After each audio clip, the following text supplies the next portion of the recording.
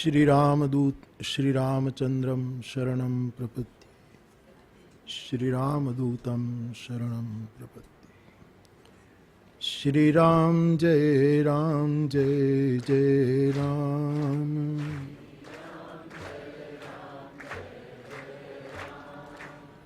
मंगल भवनय मंगलहारी,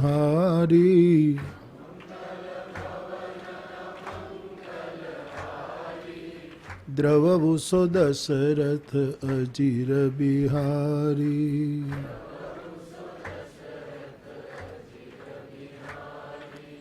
श्री राम जय जय राम।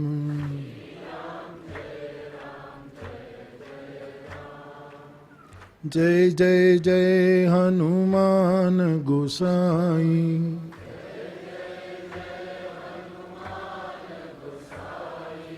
कृपा करो गुरुदेव की नाई।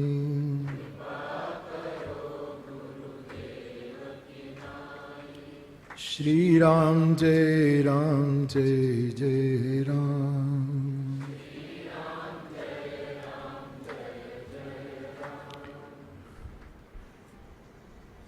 कदाच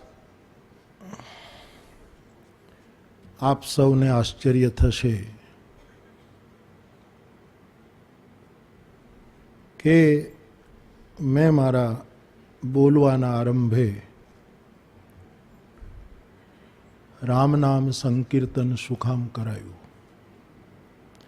કારણ કે કથામાં તો કરાવું છું, બીજા પ્રસંગોમાં પણ સારસ્વતોની સભામાં લગભગ હું તુરંત આવું કીર્તન કરાવતો નથી, એટલે કે સમય પણ ન જાય, એમાં તો સમયનો સદુપયોગ થાય આમ તો. પણ મેં એટલા માટે જાણી જોઈને 1 મિનિટ કીર્તન કરાયું છે કે જ્યારે આપણા દેશની કેન્દ્ર સરકાર પોતાની ભૂલ સુધારીને આખી સરકાર રામ સંકીર્તન કરવા માંડી છે, ત્યારે મને એમ લાગે છે કે જે સંસ્કૃત અને સંસ્કૃતિ આખી આપણી સભ્યતાના કેન્દ્રમાં છે એવું એક કેન્દ્ર બળ અહીંયા બેઠું છે, ત્યાં રામ સંકીર્તન કરાવવું પ્રાસંગિક લાગશે.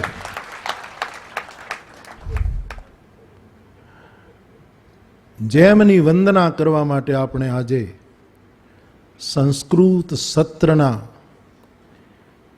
વિરામના દિવસે જઈ રહ્યા છીએ અને ઋષિ પંચમીનો દિવસ છે, જેમની વંદના કરવા માટે આપણે સૌ ઉત્સુક છીએ એવા પૂજ્ય લક્ષ્મેશ બાપા.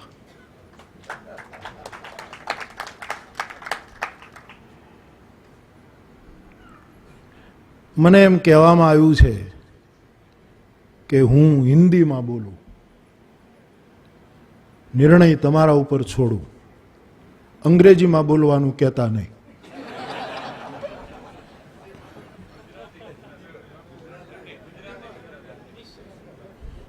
હા,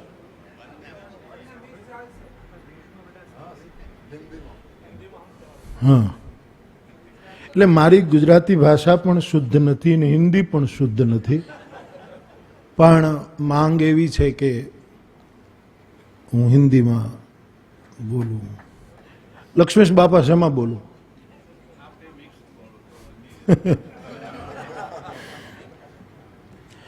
પૂજનીય લક્ષ્મેશ બાપા,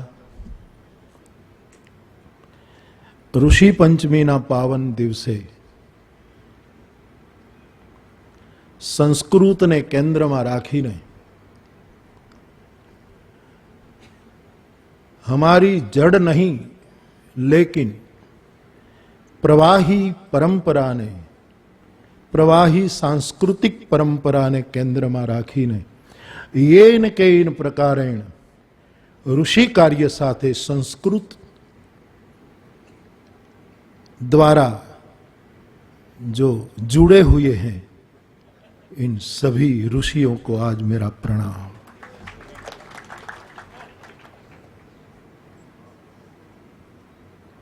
बड़ा पावन, ये सोचा नहीं था साहब, लेकिन ये अचानक योग हो गया कि केवड़ा तीज को इस सत्र का प्रतिवर्ष आरंभ होता है। मंगल मूर्ति विनायक की चतुर्थी बीच में आती है और ऋषि पंचमी को हम विराम लेते हैं, समापन नहीं करते, क्योंकि ऋषि किसी को समाप्त नहीं करता, विश्राम प्रदान करता है। इसलिए आज हम इस सत्र को विराम देने की ओर अग्रसर है। तब मेरे देश के, मेरी इस दैवी गिरा के सभी उपासकों को, इनको आदर देने वाले सभी भावक और भावुक श्रोताजनों को यहां से प्रणाम करता हूं। संस्कार चैनल के माध्यम से विश्व में पूरा 3 दिन का कार्यक्रम लाइव टेलीकास्ट हुआ है। इसलिए जहां जहां बसे सभी श्रोता और दर्शक भाई बहनों को भी ऋषि पंचमी की बधाई के साथ मैं प्रणाम करता हूं। ये 3 दिन में कर्ण से कृष्ण तक की यात्रा हमने की।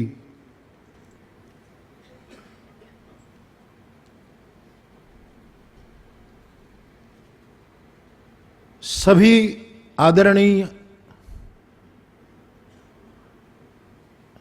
विद्वानों ने जो पात्र उसको विषय के रूप में दिया गया था, उसको अपने अध्ययन से, अपने स्वाध्याय से, अपने चिंतन से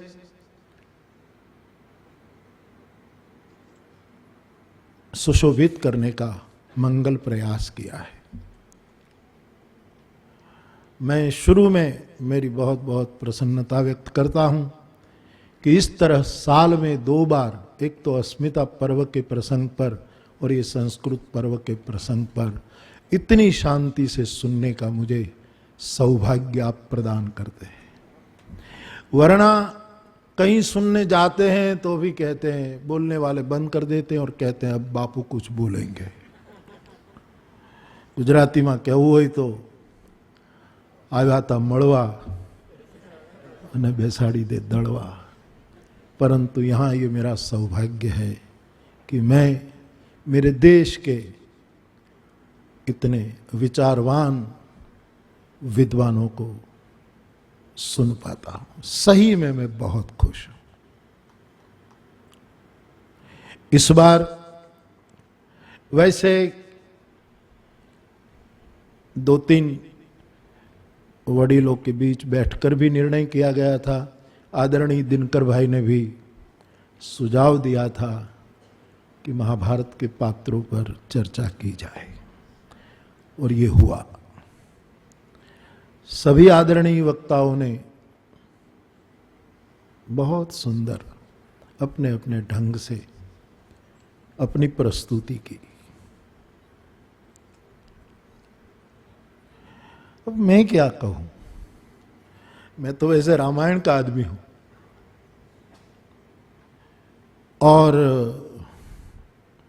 महाभारत के बारे में, लेकिन आप सबको सुन सुनकर महाभारत का एक बार साद्यंत दर्शन करके और आप में हिंदी भाषी और आखिर में हमारे गुजराती भाषा के कई विद्वानों ने महाभारत, नाना भाई भट्ट से लो और दिनकर भाई और सभी ने, जिन जिन्होंने महाभारत पर काम किया, इन सब के कभी ग्रंथ से, कभी वाणी से, कभी रूबरू मुलाकात से जो जो मैंने प्रसाद पाया वो मैंने हस्तिनापुर की कथा में इस बार मानस महाभारत के रूप में नवोदय प्रस्तुत किया है। आप सबकी प्रसादी माधुकरी। मैं तो बावा हूं ना,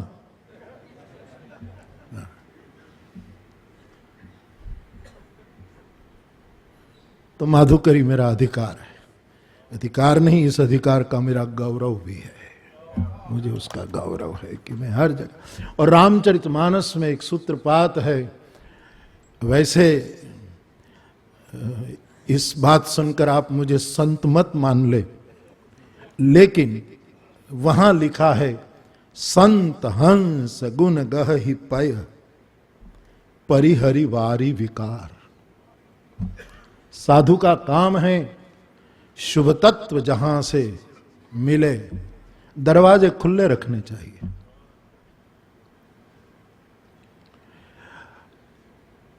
राहों पे नजर रखना, होठों पे दुआ रखना, आ जाए कोई शायद दरवाजा खुला रखना। कभी कभी क्या होता है कि कोई शंकराचार्य, कोई रामानुज, कोई निम्बार्क, कोई वल्लभाचार्य भगवान, कोई रामानंद, कोई सूर, कोई तुलसी, कोई कबीर, कोई विनोबा, कोई अरविंद, कोई रमण, कोई ठाकुर, परमहंस, किन किन का नाम लो? आभ में 9 लाख सितारे हैं, किन किन को गिनाऊं? लेकिन ये कोई आ जाते हैं, कोई बाउल के रूप में, कोई आंखें बंद करके, कोई होठ खोल करके, कोई बाहों पसार करके। जब इस संसार की गलियों में घूमे थे परोपकार के लिए, लोक मंगल के लिए, तब हम चुक जाते हैं क्योंकि हमने दरीचे बंद रखे होते हैं। राशिद किसे सुनाऊं गली में तेरी गजल, राशिद किसे सुनाऊं गली में तेरी गजल, उनके मकान का कोई दरीचा खुला न था। हमको दशों दिशाओं से शुभ विचार प्राप्त हो, ये हमारी वैदिक घोषणा है। इसलिए आपसे जो माधुकरी पाता हूं, अस्मिता पर्व से, संस्कृत पर्व से, आपके ग्रंथों से, आपका मेरे प्रति इतना वात्सल्य है, इसलिए जब जब मिलता हूं तो कभी न कभी कोई नवी बात आप मुझको सुना देते हैं, उसको मैं बाबा के रूप में मेरी झोली में, इसमें माला ही नहीं रहती, माला माल है।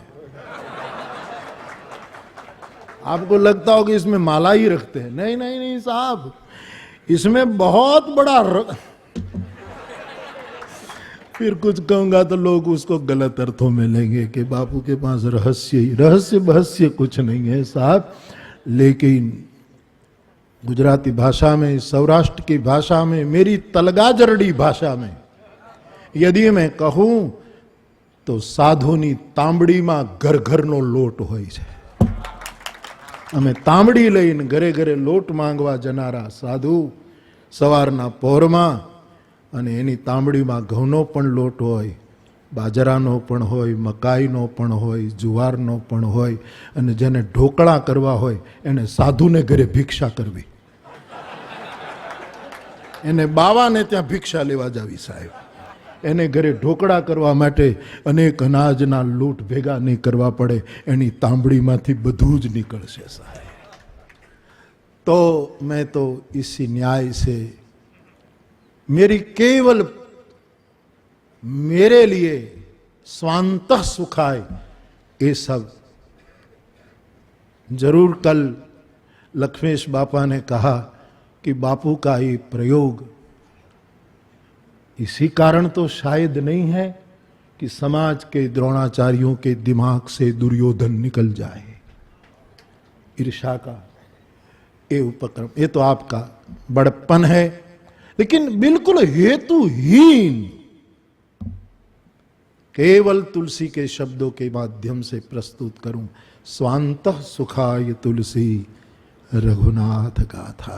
और इस स्वांत सुख को यदि कोई स्वार्थ कहे तो ये स्वार्थ भी मेरा भूषण है, मेरी शोभा है।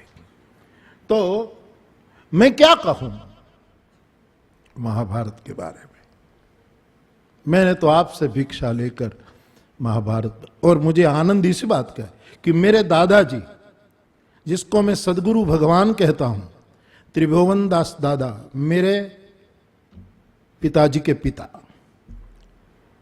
वो राम कथा के मर्मज्ञ थे। उसकी कृपा से मुझे राम कथा प्राप्त हुई, लेकिन उसने राम कथा कभी नहीं की। जब कही महाभारत की कथा कही, कहीं न कहीं ये संस्कार भी थोड़े काम कर गए।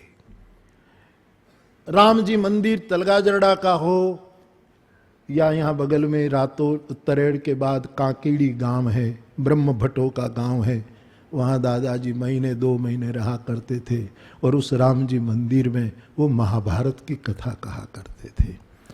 उसने मुझे महाभारत की कथा कभी सुनाई नहीं, लेकिन उनके मौन आशीर्वाद शायद रहे होंगे जिससे आप मुझे मिले और आपसे मुझे महाभारत का मेरी चश्मा वाली आंखों से जितना दर्शन हुआ वो मैंने करने की कोशिश की।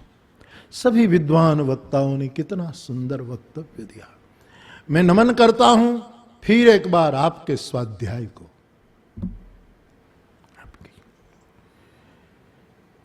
तो क्या कहूं, मुझे कुछ कहना था, वो शायद आज की सभा की भूमिका बांधते हुए आदरणीय अजीत भाई ने थोड़ा कह दिया। आप लोग केवल विद्वान ही नहीं हैं, दूसरों के मन की बातें चुराने वाले भी हैं। तो आपने कह दिया कि, और आदरणीय दिनकर भाई ने भी कहा कि कृष्ण केवल महाभारत के ही नहीं है। कृष्ण उसको बहुत दृष्टि से देखना होगा।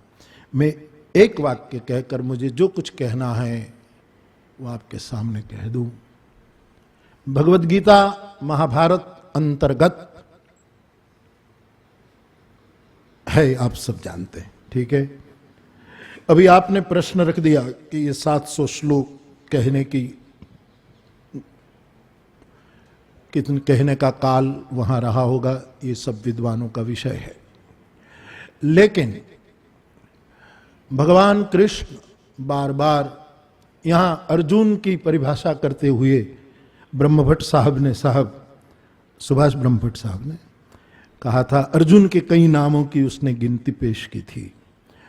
तब हम सब जानते हैं कि भगवान कृष्ण अर्जुन के लिए एक शब्द संबोधन जो के लिए प्रयोजित करते, भारत। अर्जुन महाभारत का भारत है तो कृष्ण महाभारत का महाभारत है।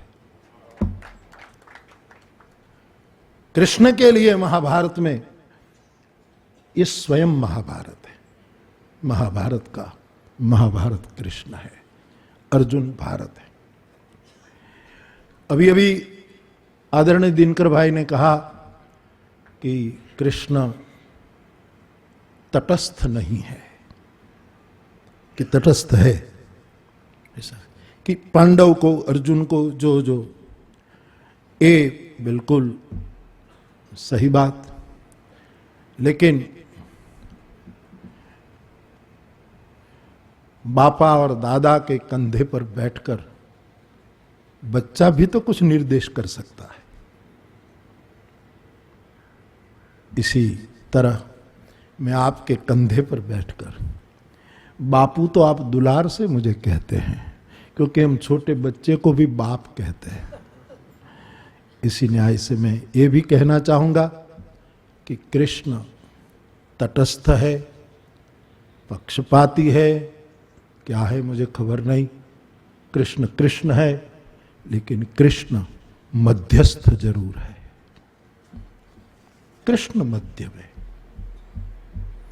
चाहे गोपिका वृंद के बीच में होगा तो भी मध्य में होगा।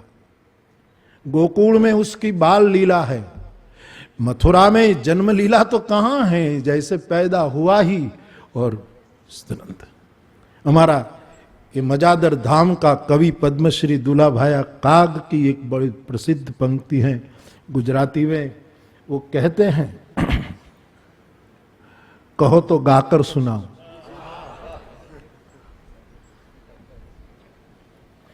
काली काली कोटड़ी ने वानयनो कालो,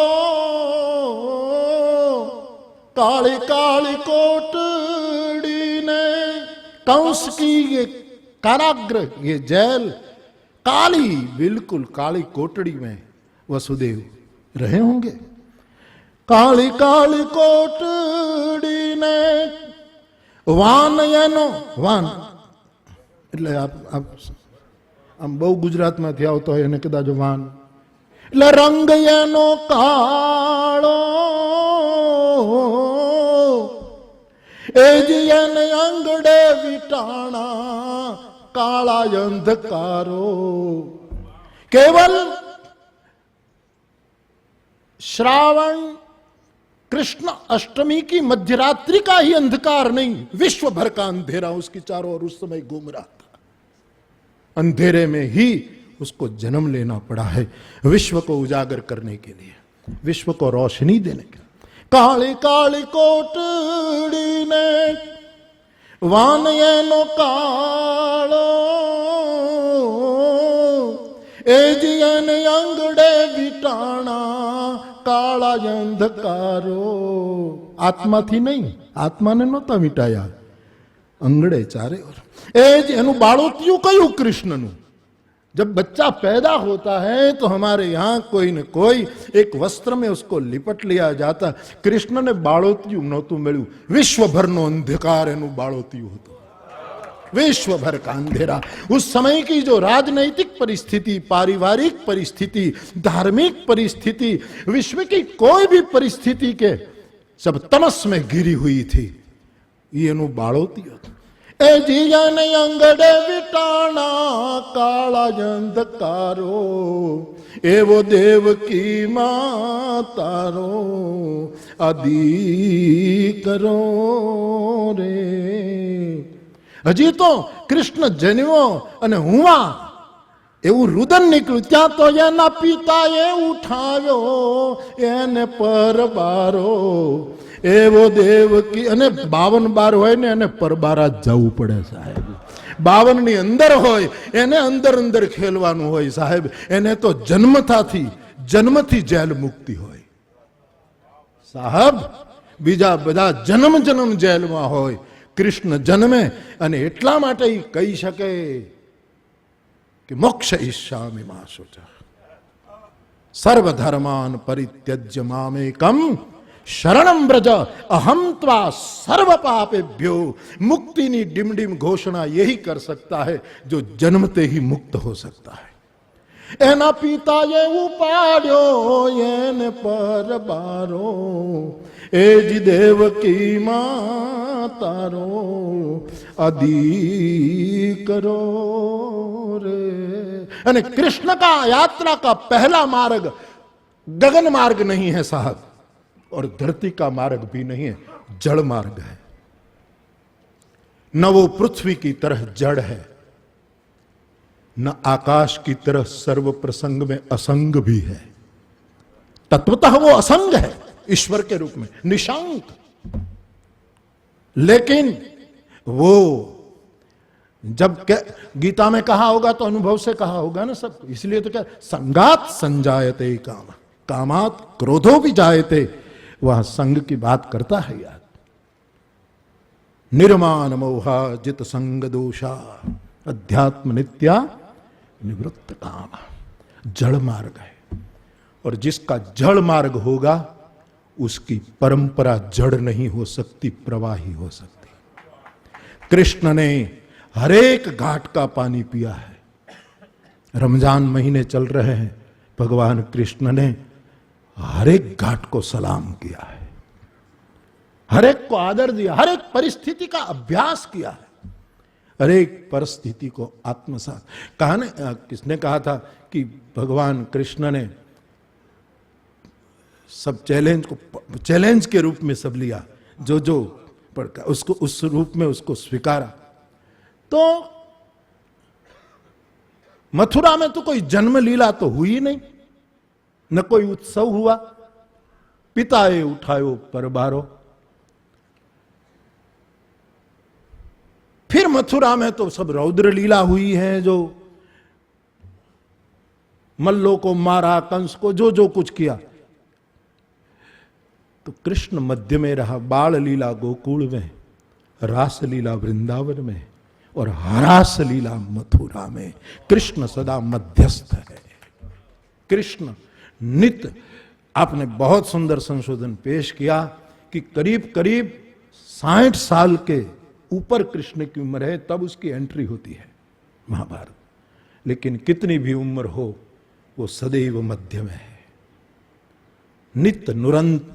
इसलिए तो हमारे यहां कहा गया कि कृष्ण स्वादु स्वादु पदे पदे, दिने दिने नवम नवम नमामि नंद संभवम नित्य नूतन। तो गोपियों के बीच में रासलीला में भी मध्य में है, गीता का उपदेश भी मध्य में ही करते हैं, और अर्जुन का जो आदेश था वो भी तो मेरे रथ को दोनों सेना की मध्य में स्थापित करो। उसका रथ ही मध्य में नहीं था, जीवन रथ भी मध्य में था, विचारधारा भी मध्य।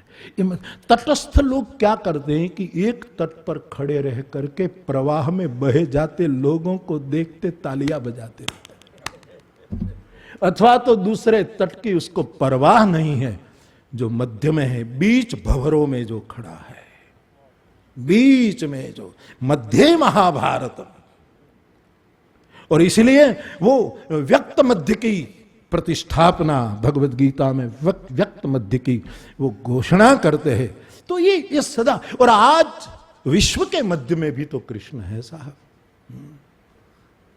कोई गीता को किसी के रूप में कबूल करे न करे, ये सब सबका निज मत हो, लेकिन विश्व के मध्य में तो गीता है ही। हम कोई आग्रह, हम कोई कट्टर न हुए, लेकिन कोर्ट में गीता हो इससे ज्यादा हमारे हार्ट में गीता है। और कोर्ट से कोई निकाल भी सकता है, हार्ट से कोई माय का लाल पैदा नहीं हुआ जो हमारे हार्ट से गीता को निकाल सके। गीता हार्ट का मामला है, क्योंकि गीता का गायक स्वयं कहता है ईश्वर सर्वभूतानां हृदयेषु तिष्ठति। अब ये हृदय जो है साहब वो मध्य में है कि थोड़ा मस्तिष्क के पक्षपाती है? आडू पड़तू तो ही आओ आटलो बार પછી હૃદય તો ડાબી બાજુ હોય ને, એ તો આપણને બધાને ખબર છે ને। एक श्रोता से संवाद हुआ था, तो मैंने पूछा कि आपको हृदय है कि नहीं, तो उसने कहा कि हृदय किस साइड में होता है ये बताइए, इसलिए मैं पूछा। मैंने सोचा कि 40 साल मैंने क्या किया यार, एक हृदय नहीं समझा पाया। खैर छोड़ो, तो ये जो यहां से यहां और यहां से मस्तिष्क, तो हृदय को यहां है, तो जरा इसके निकट है ना,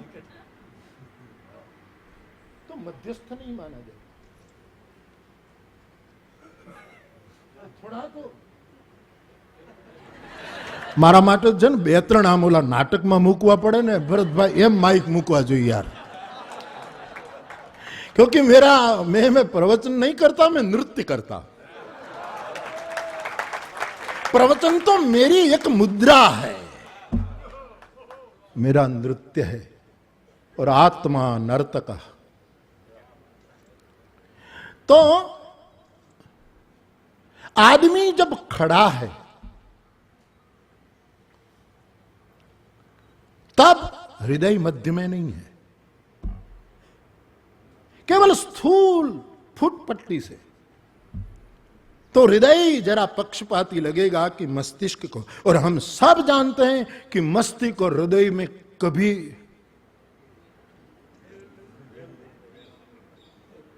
दोनों की दोस्ती कम हुआ करती है, यहां हो जाती है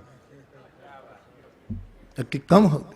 कुमार बाराबंकी, मरहूम कुमार बाराबंकी साहब का एक प्रसिद्ध शेर याद आ रहा है कि दिल और अक्ल जब अपनी अपनी कहे खुमार, दिल और अक्ल जब अपनी अपनी कहे खुमार,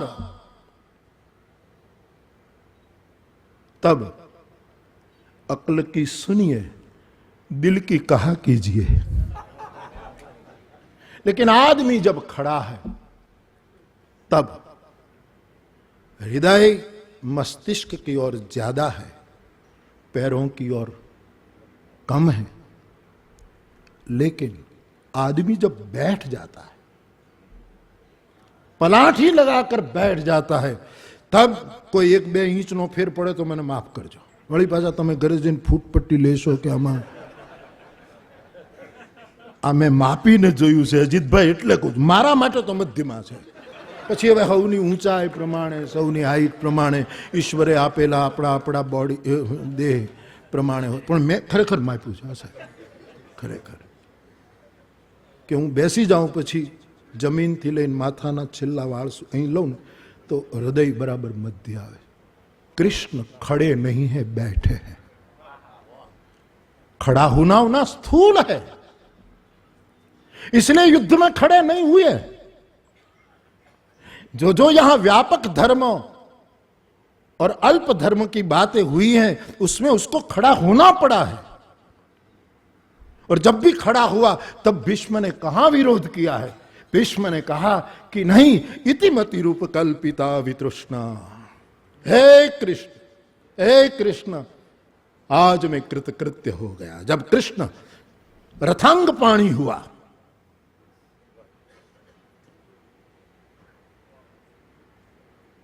कृष्ण पूरा जीवन ऐसे कर्मयोगी है, लेकिन वो बैठा है। कृष्ण खड़ा हो जाए ना तो इस संसार में कुछ बचता नहीं साहब। खड़ा हो गया रथ पर से, 11वें अध्याय में, पश्य में पार्थ रूपाणी, जोई ले बेटा वे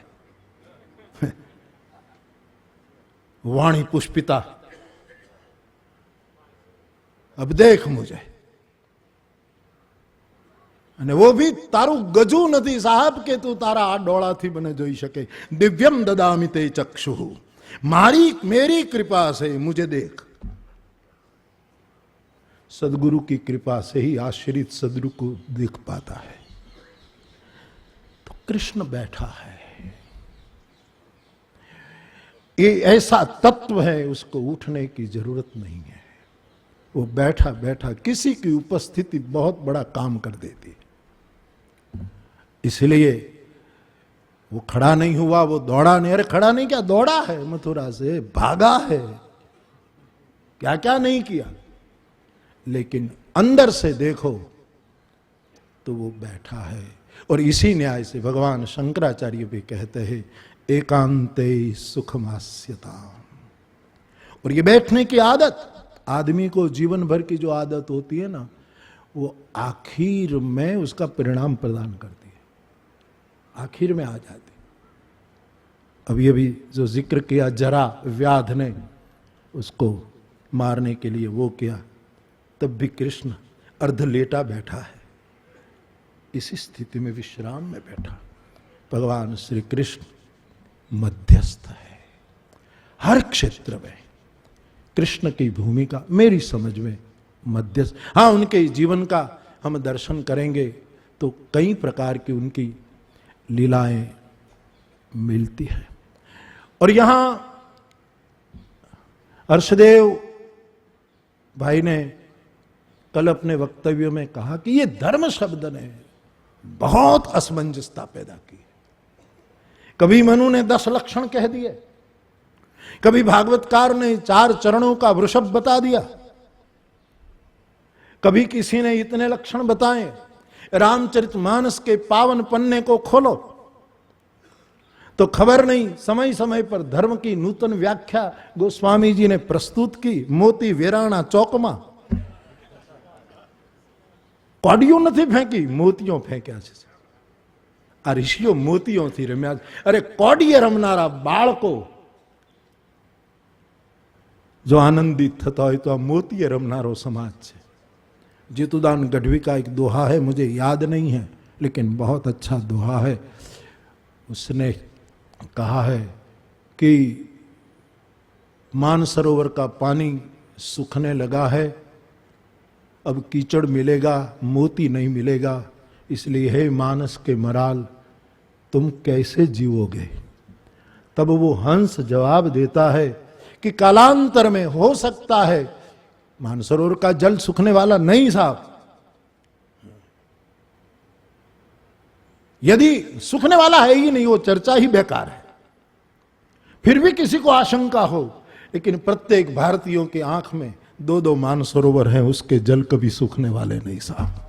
तो मानसरोवर के हंस जवाब देते हैं कि यदि ये हुआ और हमारा मोती चारा बंद हो जाएगा, तो जो विद्वत जनों की जबान से मोती जैसे शब्द निकलेंगे, उनके आंगन में जाकर हम अपना पेट भरेंगे साहब। सारस्वतों के आंगन में जाकर हम हमारी बुभुक्षा को प्रशांत करेंगे। तो मोती वेरा चौकमा, तुलसी ने धर्म की कितनी परिभाषाएं की। कभी कहा अहिंसा धर्म है, कभी कहा सत्य धर्म है, कभी कहा दया धर्म है, कभी कहा परोपकार धर्म है, कभी कहा ये धर्म है, ये धर्म है, और सबको सर्वोच्चता प्रदान की। परम धर्म श्रुति विदित अहिंसा, परम धर्म। तो धर्म न दया सरिस हरि जाना, दया के समान कोई धर्म नहीं। फिर तो कहा कि सत्य के समान दूसरा कोई धर्म नहीं। सब जगह सर्वोच्चता प्रदान की है धर्म को। लेकिन तुलसी ने अपने हृदय की बात एक जगह की कि विश्व को धर्म की जरूरत है, लेकिन सबसे ज्यादा जरूरत धर्म सार की है। महाभारत के पात्रों में, प्रसंगों में जहां जहां यतो धर्म ततो जय की बार बार पुनरुक्ति हुई है, तब मुझे महाभारत इस दृष्टि से दर्शन करने योग्य, दर्शन का मुझे मौका मिलता है कि धर्म एक आम का फल है, कदली फल नहीं, पुंगी फल नहीं, श्रीफल नहीं, विश्व के कई फल है वो नहीं। धर्म आम का फल है, और इस आम फल रूपी धर्म जितना महाभारत में सिद्ध हुआ है, इतना शायद और अंगना में सिद्ध नहीं हो पाया।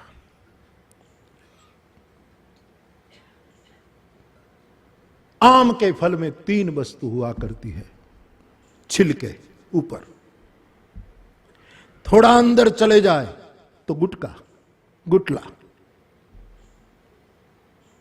लेकिन आम न छिलके में है, आम न गुटली में है। हाँ जरूर दूसरा आम उससे पैदा होगा, ये मैं कबूल करूंगा, लेकिन आम को केवल लोग छिलके के लिए नहीं स्वीकारते, आम को केवल गुटली के लिए नहीं स्वीकारते, आम को लोग उसके अमृत समान रस के लिए कबूल करते। कभी कभी महाभारत या तो रामायण में या तो विश्व दर्शन में परिभ्रमण के कारण, सबको मिलने के कारण धर्म के भी ये 3 रूप दिखाई देते। एक धर्म का स्थूल रूप होता है ऊपर ऊपर का, और आम केसरी रंग का होता है। ये केसर वाला तिलक जो लगाते हैं और लोग तुरंत सर्टिफिकेट देते हैं कि धार्मिक लगता है, ये जरूर आम का फल है, लेकिन छिलका है, छिलका है साहब। એટલે કોક જ્યારે ટીકાत्मक बोली अथवा तो टीकात्मक भी नहीं, इनकी यह भाषा है। अपनी भाषा में कोई कहे कि आ टीला टपका एने में धर्म नहीं गणता, ये धर्म बाय, तो हूँ राजी खुश होकर कबूल करता हूं कि अच्छी व्याख्या, अपनी भाषा में वो व्याख्या पेश करते। वाणी अच्छी है, लेकिन शशि प्रभा बहन जी ने कहा था कि वाणी का सामर्थ्य जिसमें हो, जो बोले हो सच हो जाए, ऐसी वाणी जिसकी हो उसको परमात्मा विवेक भी प्रदान कर देते हैं कि कब कैसा बोलना, कब कैसा नहीं बोलना।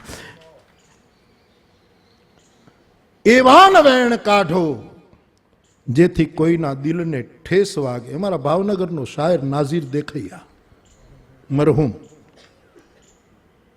एवान वैण काढ़ो जेथी कोईना दिल ने ठेस वागे, કારણ કે વાણી ઉપર બધો છે આધાર માનવીનો. દાનવો પણ સંસ્કૃત બોલતા હતા. આ દેવવાણી જ છે. I want to ask you,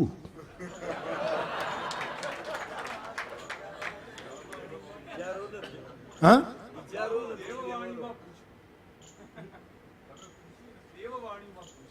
ये मेरा गजा नहीं है साहब यार, तो मैं संस्कृत में बोलता साहब, लेकिन ये मेरा गजा. मैं देखो मेरे दादाजी के पास थोड़ा उसको जितना संस्कृत वो थोड़ा थोड़ा पढ़े, वो थोड़ा मैंने वहीं से पाया.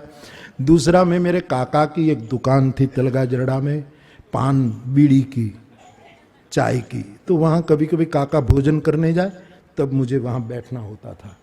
तो तब मेरी इस दुकान, कभी आप तलगाड़ आओगे तो मैं उसके बिल्कुल सामने हमारे गौरशंकर दादा, एक ब्राह्मण देवता, पंड्या जी, पंड्या एक का परिवार, हमारे गांव में ब्राह्मणों के बहुत घर है. वो दादाजी का वो नाम तो वो भागवतकार थे.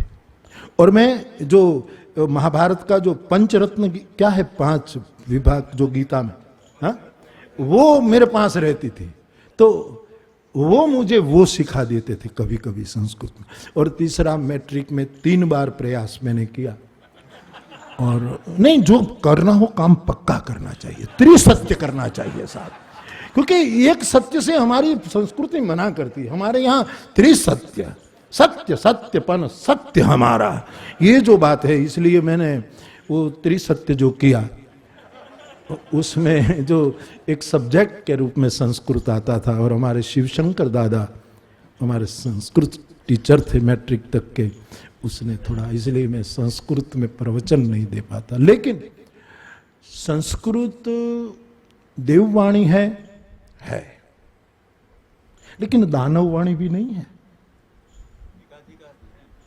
उस समय दानव भी तो संस्कृत बोलते थे. रावण कौन है? उपजय जदपि पुलत्स्य कुल पावन अमल अनूप अवश्य, लेकिन वो कर्मों से जैसे कहो वो अगरूप हो गया बात. और लेकिन उसका संस्कृत वांग्मय देखिए, हाँ साहब, चटा कटा संभ्रम, जो बोलता है अर्थ न समझ में आए तो भी नाचने को जी चाहता है.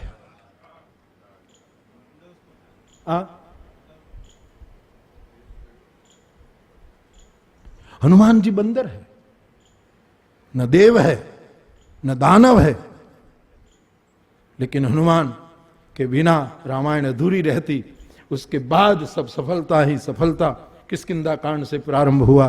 दिनकर भाई ने कहा वो हनुमान जी जब राम को पहली बार मिले, किस पर वाल्मीकि जी को उठाई गए, राम चुप हो गए, स्तंभित हो गए. राम भले ही ब्राह्मण के रूप में आए हैं, लेकिन उस समय जो हनुमान जी का वक्तव्य है, कोई बोले और मेरा शील प्रधान राघव, मर्यादा पुरुषोत्तम राघव, प्रेम सत्य और करुणा से आपूर्त राघव, बोलने वालों को होकारा भी न दे, ऐसा अशील वर्तन नहीं कर सकते.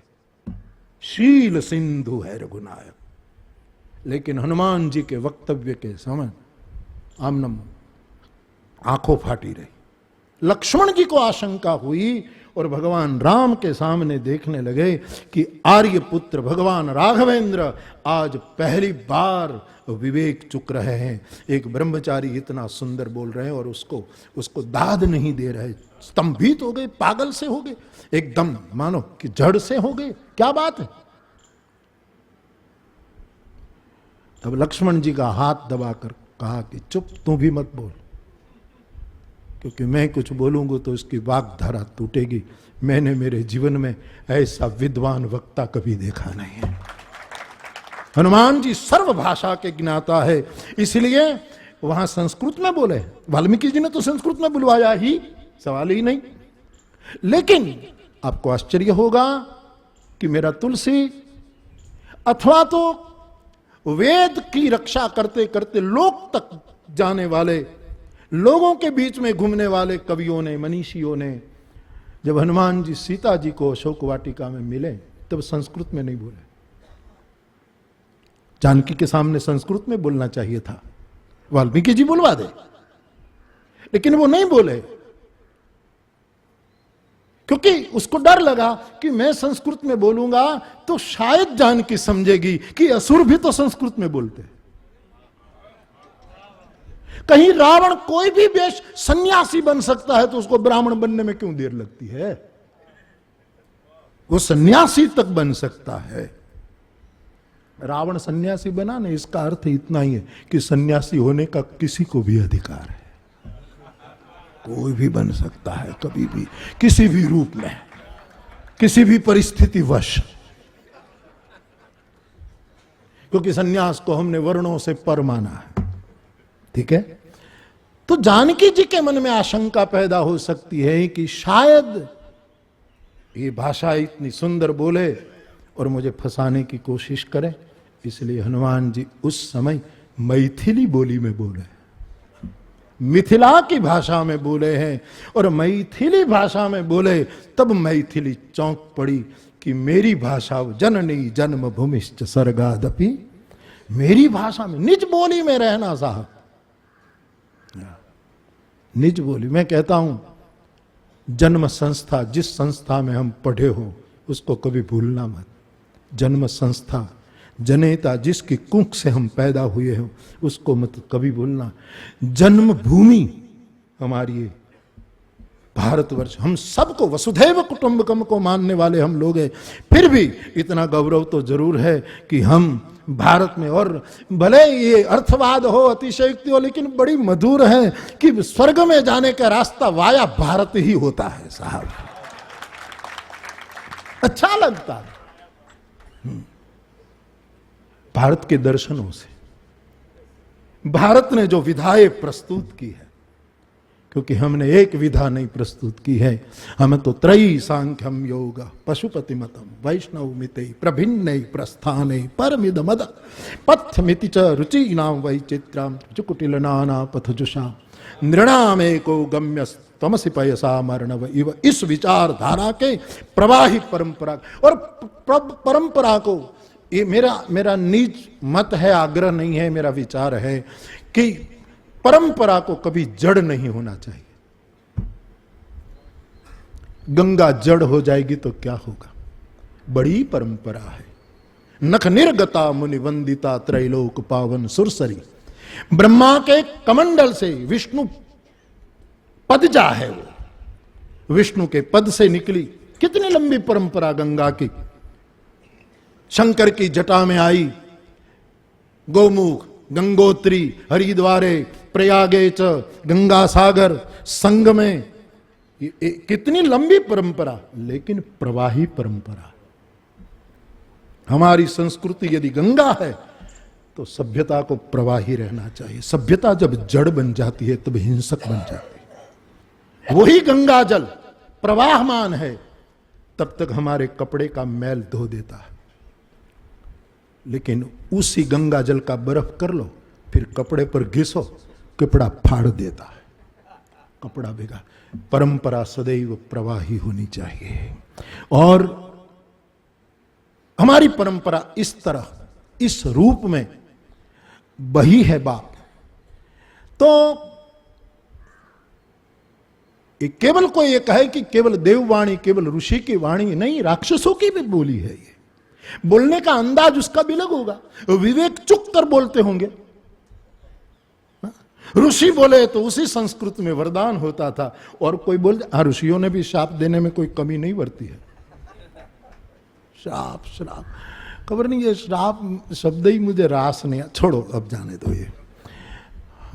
लेकिन वाणी जिसको सिद्धि का वरदान देती है, तब उसको विवेक भी प्रदान कर देती है। ऐसा कल निवेदन यहां हुआ था।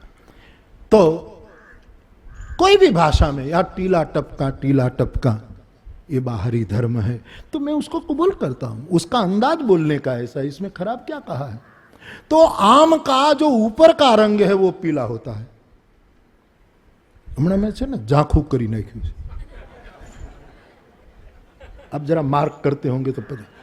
પહેલા હું જગન્નાથ મંદિરના જે સાધુઓ હાથી લઈને નીકળ્યા ને, તમે જોજો ને સાહેબ, આ મારું નિરીક્ષણ છે, તમે જોજો, એના કરતા હું પીળું રેડ કરતો હતો સાહેબ આમાં. હવે એમાં નુકસાન શું થતું હતું? એક તો ચામડીનો રંગ બદલી જાય, વાળ કંઈક જુદા થઈ જાય, લોકોને એમ લાગે કે મહેંદી લગાડી હશે, વાળ એને લીધે પીળા થઈ જાય, કપડામાં બોલતા બોલતા એના રગડા ઉતરે, એટલે કપડા, આમાં કેટલું નુકસાન હતું. એટલે મને એમ થયું કે આછું હોય એમાં ફાયદો. ધર્મ આછો હોવો જોઈએ, સ્થૂળ નહીં, નિતરેલ પાણી જેવો હોવો જોઈએ. વીરડાનું કોઈ ઋષિ મુનિઓએ વીરડાના જળને થપાટ મારી મારી અને જેમ નવી નવી તને બાંધવા દોખીએ બંધ જાડા ફૂટી તોય પાષાણ સરવાણ વહેતા નમો હિન્દના પાટવી સંત નેતા, ગાંધીજી માટે લખાયું. તો આમ કા મારે અજીતભાઈ કેટલું બોલવાનું છે? नहीं नहीं साहब, 11 बजे पूरा कर दी, फिर 1 घंटे का है, सॉरी. हाँ हाँ, पूरा रुपये પણ એટલે હું હંમેશા કહું, આમાં હું છે ને શ્રાવણ મહિના મૌન હોઉં, 1 મહિનો બોલું નહીં, પછી મને અત્યારે જ મોકો મળે છે. એવું નહીં માનતા સાहब, मेरा स्वभाव मुखर होना नहीं है, मौन होना है, ये मेरा स्वभाव है. वाणी तो प्रभाव है केवल, बाकी स्वभाव तो मौन है. और मैंने अनुभव किया है मौन में कि जब शुरू शुरू में मौन रखते हैं, तब हमारे जातुष ने कल मौन का बहुत सुंदर गजल सुनाया. हाँ, बहुत सुंदर मौन. एक युवक के दिमाग में मौन के प्रति जो दर्शन उठा है, शुरू शुरू में मौन रखते हैं तो बाहर की आवाज बहुत आती है. एक आदमी चुप है और आखा पूरा घर बोले तो स्वाभाविक आवाज ज्यादा आएगी ना. शुरू में मौन में बाहर की आवाज बहुत आती है. मौन जब मध्य में जाता है तब बाहर की आवाज कितनी भी हो कोई असर नहीं करती, भीतर का उहापोह शुरू होता है. किए हुए कर्मों का, अपने विचारों का, अपनी भूलों का, दूसरों के साथ जो गुनाह किए हो, किसी को खराब किया, भला बुरा किया, किसी, ये सब जो जो आदमी ने जो जो किया होगा, उसका सब अंदर की आवाज़ें शुरू हो जाती हैं, बाहर की. लेकिन मौन जब पकता है तब बहिर और अंदर दोनों आवाज़ बंद हो जाती है. एक सन्नाटा सा छा जाता है, और इस सन्नाटे को पचाना ही मौन की परीक्षा है. क्योंकि उस सन्नाटे में साधक पागल हो सकता है, पचता नहीं तो पागल. क्योंकि ये सन्नाटा तो, क्योंकि हम इतने कोलाहलों में जिए हैं कि हम इस सन्नाटे को, तो ऐसा नहीं कि मैं मौन था इसलिए अब बोल पड़ा हूँ, लेकिन सबको भोजन करके फिर यहाँ आने के लिए प्रस्थान भी तो करना है, इसीलिए मैं जल्दी पूरा कर दूं. तो आम के फल का ऊपरी रूप है, वो उसका छिलका है. जरूर छिलका भी उपयोगी है, क्योंकि रस का संरक्षण करता है, आवश्यक है. जरूर सन्यासियों को गेरुए कपड़े आवश्यक है, जैनों के सफेद वस्त्र आवश्यक है, मुस्लिमों के हरे रंग के, सूफियों के लीले कपड़े आवश्यक है. जिस प्रकार के हमारे रंग हो, ऊपर के छिलके हैं, जरूरी है. गुटला भी जरूरी है कि नए नए आम पैदा हो, लेकिन हम आम को बोते तो इसीलिए हैं कि हमें आम का रस प्राप्त हो. धन्यास्ते कृतिनः पिबन्ति सततम श्री राम नामामृतम तव कथामृतम तप्त जीवनम. अभी अभी गौतम भाई सुबह सुबह मुझे कह रहे थे कि मैंने कहा कल आपने गंगा नदी का जो बासमती चावल की जो बात कही बड़ी प्यारी लगी, कि एक चावल बेचने वाला भी कहा गंगा के तट पर कोई झूठ बोल सकता है, और यदि आप झूठ बोले तो आप जानो और तुम्हारी गंगा जाने. साहब कितना बड़ा सत्य. तो उसने कहा कि हमारे गुरुजी कहा करते थे कि किसी ने अकबर और बीरबल के नाम से ही बात चली कि भाई बीरबल को पूछा गया कि गंगा का पानी जमुना का, गंगा का पानी श्रेष्ठ कि यमुना का पानी, तो बीरबल ने कहा पानी तो यमुना का ही श्रेष्ठ है. तो बोले गंगा के पानी को तू इतना वो करता है? तो 2-3 बार पूछा, तब बीरबल ने कहा कि पानी, वैसे हम यमुना के पानी को भी पानी कहना हम नहीं, श्रद्धा जगत में नहीं कबूल करते, वरना तो वल्लभाचार्य नहीं गाते, नमामि यमुना वहम सकल सिद्धि है तो मुदा, यमुने महारानी की जय बुलाते। मेरा तुलसी विनय पत्रिका में लिखते हैं, जमुना जो जो लागी बाढ़न, यमुना की बड़ी महिमा गाई है। फिर भी बीरबल ने, कहते हैं उसके नाम से ये है संवाद की, कहा कि यमुना में शायद आप पानी मान लो, वो भी पानी नहीं है लेकिन मान लो, लेकिन गंगा तो पानी है ही नहीं, गंगा में तो अमृत बहता है, गंगा तेरा पानी अमृत, ऐसा कुछ है। गंगा अमृत, और रामचरितमानस उसको प्रमाणित करता है। रामचरितमानस में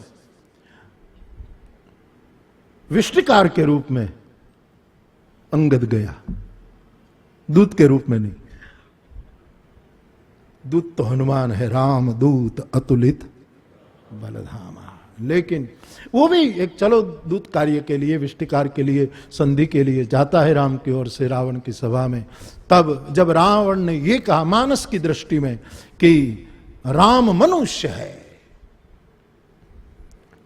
तो अंगद एकदम चौंक पड़ा और कहा कि सुन, राम मनुज कसरे 60 बंगा, बणगा हूं फूके, गुजराती करूं तो बणगा सू फूके तू खोटो खोटो।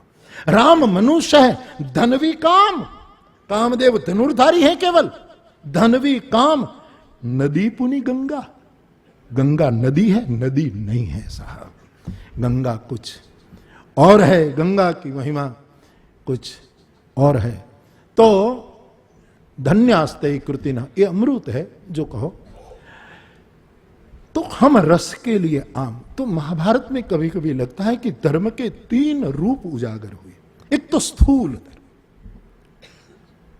जिसकी स्थूलता है।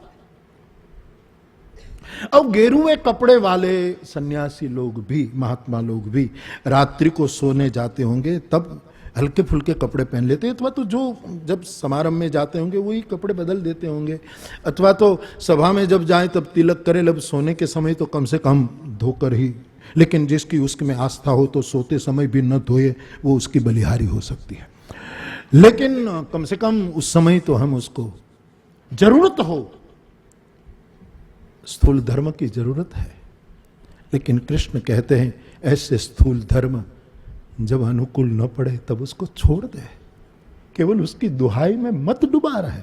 इसलिए तो आप गीता से जानते हैं कि एक बार तो यह भी कह दिया कि सब धर्म छोड़ दे, एक धर्म को बचा, स्वधर्मे निधनम श्रेय, तेरा स्वाभाविक जो है, तेरी सहजता जो है, सहजम कर्म कौन्तेय। तो स्थूल धर्म को, अब देखो हिंदू धर्म में हमारी एक प्रवाही परंपरा में शिखा सूत्र रखे जाते हैं, ठीक है, धर्म के प्रतीक है। लेकिन एक समय आता है तो आदमी शिखा सूत्र का त्याग कर देता है सन्यास में। मैं अभी एक प्रयाग के एक मंच पर था, 1-2 शंकराचार्य भगवान भी विराजमान थे, बड़े संतों की बड़ी सभा थी, बड़ा मंच सुशोभित था सभी आचार्यों से, संतों से, तो मैं भी उसमें था। तो वैसे मेरे तरफ बहुत आदर और बहुत प्यार करते हैं मुझे, सवाल ही नहीं, लेकिन वो प्यार करने वाले कभी कभी चुटकी भी ले सकते हैं, उसका अधिकार है साहब, इसमें कोई आपत्ति मुझे नहीं है। तो एक जगत गुरु भगवान ने जाहिर मंच पर से ऐसा कहा कि बापू शिखा नहीं रखते हैं। कुछ लोगों को मेरी शिखा ही नहीं दिखी।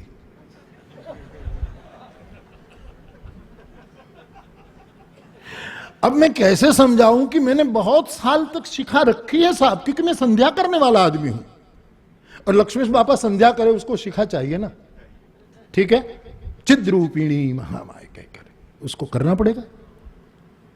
तो मैंने सालों तक शिखा रखी है, कोई दिखे ऐसे नहीं रखी थी। मैं जो बाल रखता था ऐसे ऐसे, तो उसमें नाई को कहता था कि 7-8 बाल जरा लंबे रखना, लेकिन जब इन्हें ओढ़ूं त्यार कोई खबर न पड़े।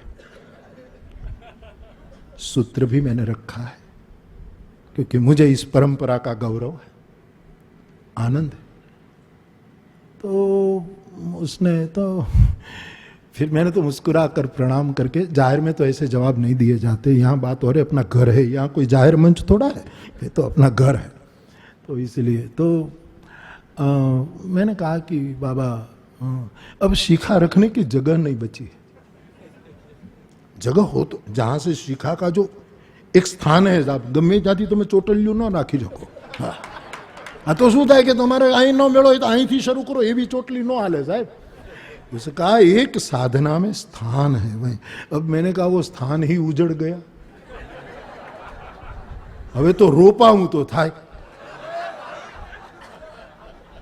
तो अब चला लो नहीं यार, मेरी शिखा पर क्यों ध्यान देते हो, मेरी चौपाई पर ध्यान दो। तो फिर हंस पड़े। तो उसने फिर एक चुटकी ले ली, बापू आपने शिखा छोड़ दी है तो सूत्र भी जल्दी जल्दी निकाल दो। मैंने कहा वो मुझे दिखाना नहीं है, और इसका मतलब ये था कि ये शिखा छोड़ दी है तो ये भी छोड़ दो और सफेद छोड़ दो। मारे हजी घना संस्कृत सत्रो करवा। મને गिरनार गमे છે પણ कायम नहीं जाऊँ हेमंत भाई। और जहां कायम जाते हैं वहां का कभी कभी मोह भी कम हो जाता है साहब, आकर्षण। इसीलिए कोने कई कविता में कीधु, मिश्किन साहब चले गए ना, उसने काले कीधु तू के संसारी में रही। तो मेरे कहने का मतलब कुछ स्थूल धर्म छिलके निकालने पड़ते धर्म के रस तक पहुंचने के लिए। फिर कैरी का रस जब हम निकाल, अब तो ये मिक्सर में जूस निकलता है, नए नए यंत्र आ गए, रसनो स्वाद तो अर्धवा मिक्सर वाला ये खत्म करी नाख्यो छे साहेब। ये तो तमे साहेब तपेला लो टीनना, एना ऊपर गुणियों धोईने बांधो, एने हूतळीनो ओलो करो, अने तमे गोठण भर रंगावा तैयार हो, गोठण भर थईने तमे बेसो, अने ई पछी केरीने तमे आम आम घसो, एनी हारे तमारा आ ने नख पण घसाई जाय साहेब। अने एमाय पछी गोटलो हाथमां आवे त्यारे पछी एना वाळे तमे काढी काढीने एने तमे जे हाव टको करी नाखो, एनुं नाम संन्यास छे साहेब। मैंने केरी घोળી છે સાહેબ, જેટલી મહેનત પડે એટલો રસ નહોતો મળતો। ભીમ 11 એક દિવસ રસ મળે એવી દશા, ને એમાં આટલી મહેનત કરવાની। ये उनका मध्य रूप है धर्म का, वहां तक पहुंचना भी जरूरी है। लेकिन जिसको रस की अपेक्षा है उसको चाहिए वो गुटला भी छोड़ दे। नर विविध कर्म अधर्म बाहुमत, शोक प्रद सब त्याग हूं, विश्वास करी कहदास तुलसी, राम पद अनुराग। सर्वधर्मान परित्यज्य वो ही न्याय शबरी के प्रसंग में तुलसी ने उजागर किया है। छोड़ और विश्वास करके राम चरण का रस ले। महाभारत की यात्रा हमें स्थूल धर्म, गुटले वाले धर्म से धर्म सार तक पहुंचाती है, और कृष्ण की रुचि है धर्म सार में, केवल छिलके में नहीं, केवल गुटले में नहीं। इसलिए कहते हैं वो सन्यास की आलोचना नहीं करते हैं, लेकिन गीता में नए सन्यास को प्रकट करते हैं। ज्ञेय सनित्य सन्यासी यो न दृष्टि नका। संसार में किसी भी क्षेत्र में रहने वाला आदमी यदि बापा की बोली में दुर्योधनपना छोड़ दे, द्वेष छोड़ दे, आकांक्षा छोड़ दे, तो वो दंडी सन्यासी नहीं, नित्य सन्यासी है। किसी भी कपड़े में, किसी भी वर्ण में, किसी भी अभिक्षा में, किसी भी अवस्था में वो सन्यासी है। तो कृष्ण की रुचि है सार तक। जैसे रामचरितमानस के भरत की रुचि है धर्म के छिलके में नहीं, धर्म के गुटले में नहीं, धर्म। जब भरत जी ने पूछा वशिष्ठ जी को कि मेरी इच्छा है कि मैं पादुका को राज्य सिंहासन पर स्थापित करके नंदीग्राम में कुटिया बनाकर मही खन के मैं अंदर बैठूं, आपकी क्या राय है? तब वशिष्ठ जी चुप रह गए। पूछा, बाबा बताइए। तब कहा कि अभी तक तो मुझे लगता था कि हम धर्म के बारे में सोच रहे हैं, बोल रहे हैं, चिंतन कर रहे हैं, लेकिन भरत अब मुझे कहने दो कि तुम जो कहो, जो करो, जो सोचो वो धर्म नहीं है, धर्म का सार है। कृष्ण जो कहे, जो सोचे, जो करें, जो करवाएं, वो साहब शायद धर्म न भी देखे लेकिन धर्म सार अवश्य है। और उसी धर्म सार का विजय की घोषणा ये जय संहिता में, इस महाभारत में, इस महान इतिहास में हुई है।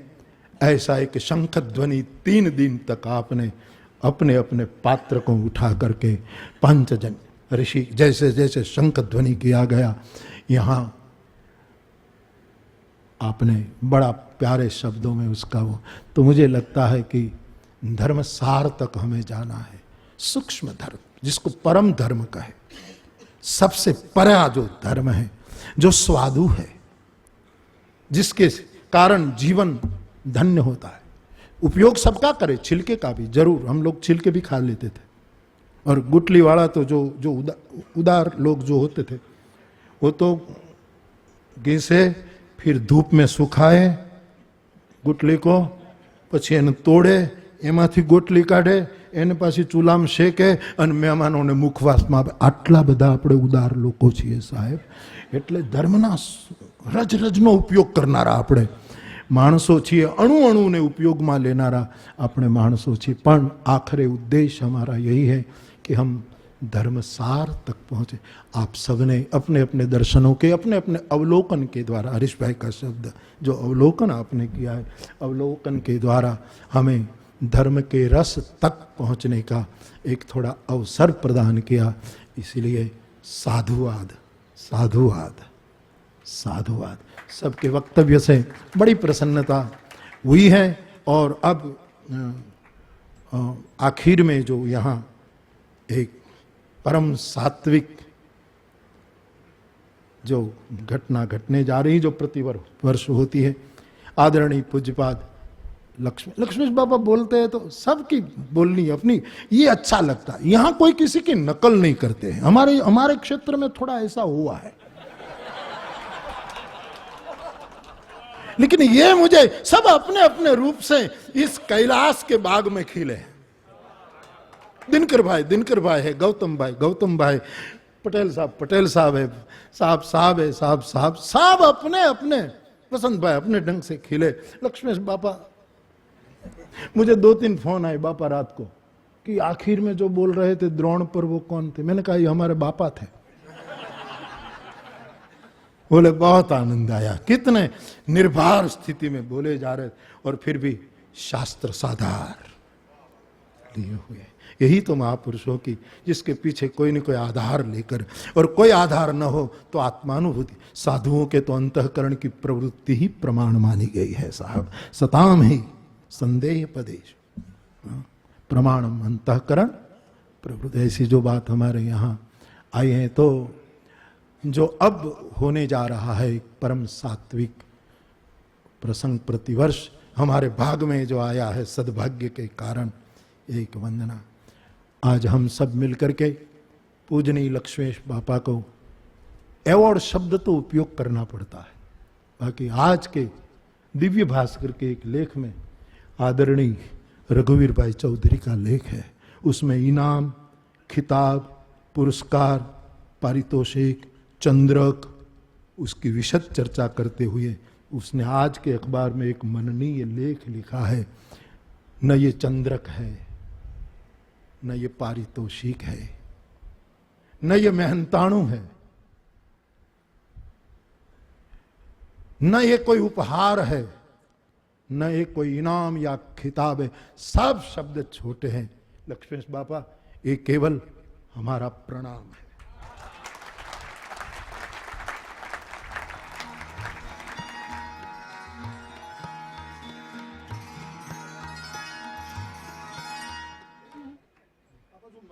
જાય તો કઠે. એક શેર મારે છેલ્લે કહેવો તો એ ભૂલી ગયો યાર. સાહેબ એ પાછું ખટે કટકે આપણે પછી 1 વર્ષે વારો આવે. આપના વચ્ચે વધારે બોલવાનું, બાકી તો બોલ. ऐसे लोग संस्कृत की सेवा करने वाले, संस्कृत के लिए जीवन. मुझे बहुत अच्छा लगा कि किसी से पैसे नहीं लिए, रिक्शा करके. ये जो अकिंचनता है अपनी, तो उसके लिए मुझे एक शेर स्मरण में आया था. प्रवास साहब का शेर है कि आंधियां उसका क्या बिगाड़ सकेगी. आंधियां, और आंधियों में धूल उड़ती है ना.